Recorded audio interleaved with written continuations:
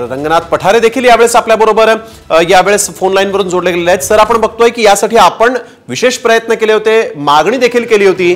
आज कसं वाटतंय या अभिजात भाषा मराठी म्हणून आता समोर येणार आहे, अभिजात भाषेचा दर्जा मिळालाय? काय स्वाभाविकपणे आनंदच वाटतो।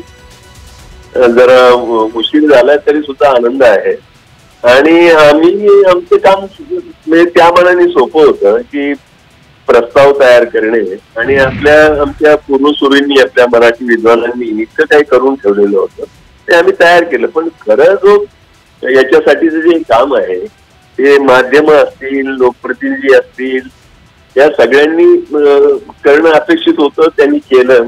त्यामुळे माझ्या बरोबर किंवा आमच्या समितीच्या बरोबर या सगळ्यांना मी त्याचं श्रेय देईन।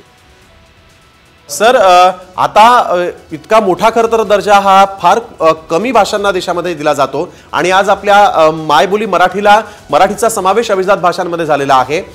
काय खरं तर बळकटीकरणासाठी, समृद्धीकरणासाठी करावं असं तुम्हाला वाटतं किंवा अशा सूचना तुम्ही करू शकता?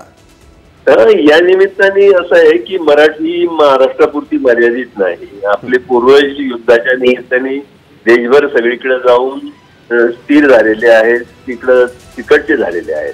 म्हणजे तुम्ही हिमाचलमध्ये गेलात, राजस्थानमध्ये गेलात, अगदी मध्य प्रदेशात गेलात, तामिळनाडूत गेलात, तर सगळीकडे अगदी तेलंगणामध्ये गेलात, हरियाणामध्ये गेलात, गावाच्या गावं मराठ्यांची आहे आणि त्यानं मराठी भाषेपासून ते तुटलेले लोक आहेत, तर त्यानं आपल्याशी जोडणं ही एक महत्वाची गोष्ट आहे। मराठीच्या ज्या आपल्या अनेक बोली आहेत, खानदेशी समजा वर तुम्ही जळगावात गेला तर खाली कोल्हापूरमध्ये गेला तर एकदम वेगवेगळ्या वाटतील त्या भाषा, पण ते एकच भाषा आहे आणि ह्या बोली ही आपली ताकद आहे प्रमाण भाषेची मराठी। तर त्यांच्यामध्ये काम करता येईल, खूप अशा गोष्टी आहेत की ज्या करता येतील। खरं तर आता हीच प्रतीक्षा होती की अभिजात भाषेचा दर्जा मिळावा आणि त्यासाठी आपण देखील खूप मेहनत घेतली। खूप खूप धन्यवाद सर, तुम्ही सामला ही प्रतिक्रिया दिलीत त्याबद्दल।